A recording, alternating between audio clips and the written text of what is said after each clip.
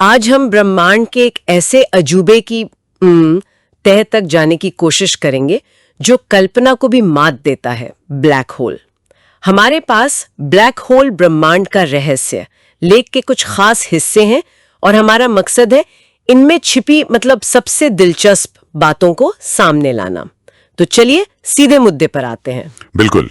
और ये सिर्फ आप देखिए विज्ञान कथाओं की चीज नहीं है, ये तो आइंस्टीन के सामान्य सापेक्षता सिद्धांत के सबसे दिलचस्प नतीजों में से एक है। वही सिद्धांत जो गुरुत्वाकर्षण को स्पेस टाइम के ताने बाने में झुकाव के तौर पर समझाता है। ये वो जगह हैं जहां भौतिकी आप कह सकते हैं अपनी सीमाओं तक पहुंच जाती है। तो सबसे पहले ये है क्या भला? सीधे शब्दों में कहें तो ये स्पेस में ऐसी जगह हैं जहां गुरुत्वाकर्षण इतना ज्यादा शक्तिशाली है कि कुछ भी यहाँ तक कि रोशनी भी इससे बचकर बाहर नहीं निकल सकती।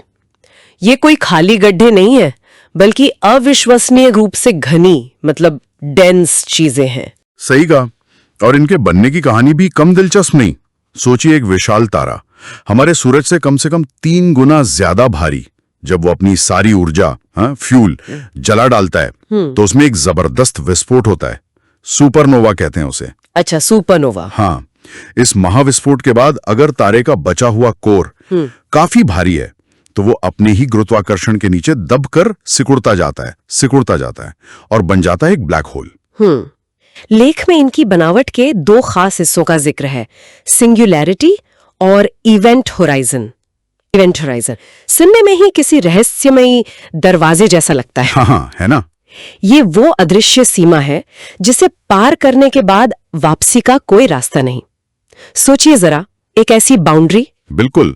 और इस सीमा के ठीक केंद्र में है सिंगुलैरिटी, एक ऐसा बिंदु जहां माना जाता है कि सारा पदार्थ अनंत घनत्व में सिमट गया है। ये क्या हुआ? ये वो जगह है जहां स्पेस और टाइम का हमारा मौजूदा ज्ञान और भौतिकी के नियम वो जवाब दे जाते हैं।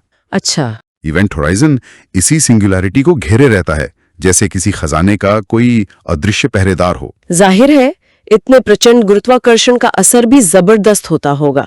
चीजों को अपनी तरफ खींचना तो ठीक है, पर लेख में एक बड़ी अजीब प्रक्रिया बताई गई है, स्पैगेटिफिकेशन। हाँ, स्पैगेटिफिकेशन। यानी अगर कोई चीज, मान लीजिए कोई अंतरिक्ष यात्री ब्लैक होल के बहुत करीब पहुंच जाए, तो गुरुत्वाकर्षण का खिंचाव उसके पैरों और सिर पर इतना अलग अलग होगा कि वो खिंचकर लंबा और पतला हो जाएगा, स्पैगेटी की तरह। कल्पना करना भी मुश्किल है। बिल्कुल, ये सुनने में अजीब लगता है, पर भौतिकी यही कहती है। और ये सिर्फ विनाशकारी नहीं होते। कई बार ब्लैक होल के चारों ओर गैस और धूल का एक विशालकाय घूमता हुआ घेरा बन जाता है।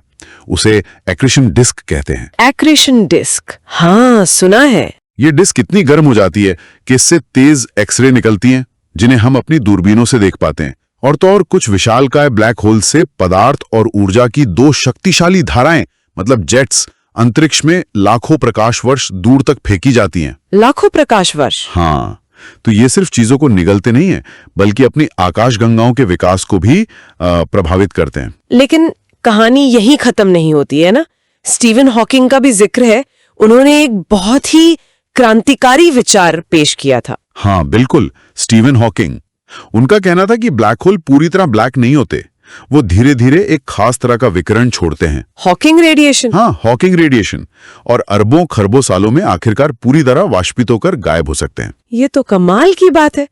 ब्लैक होल हमेशा के लिए नहीं होते। हॉकिंग के सिद्धांत के अनुसार तो नहीं, लेकिन उनका यह काम वाकई चौंकाने वाला था। और इसने भौतिकी के सामने एक और भी बड़ा सवाल खड़ा कर दिया, सूचना विरोधाभास या इंफॉर्मेशन पैराडॉक्स। इंफॉर्मेशन पैराडॉक्स वो क्या है? देखिए, क्वांटम भौतिकी का एक मूल नियम है कि जानकारी कभी नष्ट नहीं होती। ठीक है। तो अगर ब्लैक होल में गिरी चीजों की सारी जानकारी उसके अंदर कैद है और फिर ब्लैक होल हॉकिंग रेडिएशन से वाष्पित हो जाता है, गायब हो जाता है, तो वो जानकारी कहाँ गई? क्या वो हमेशा के लिए खो गई? ये क्वांटम नियम के खिलाफ जाता है। ओह, ये तो वाकई एक पहेली है। हाँ, और ये आज भी भौतिकी की सबसे बड़ी पहेलियों में से एक है। वैज्ञानिक इस पर आज भी काम कर रहे हैं। तो कुल मिलाकर हमने समझा कि ब्लैक होल विशाल तारों के मरने के बाद बनते हैं।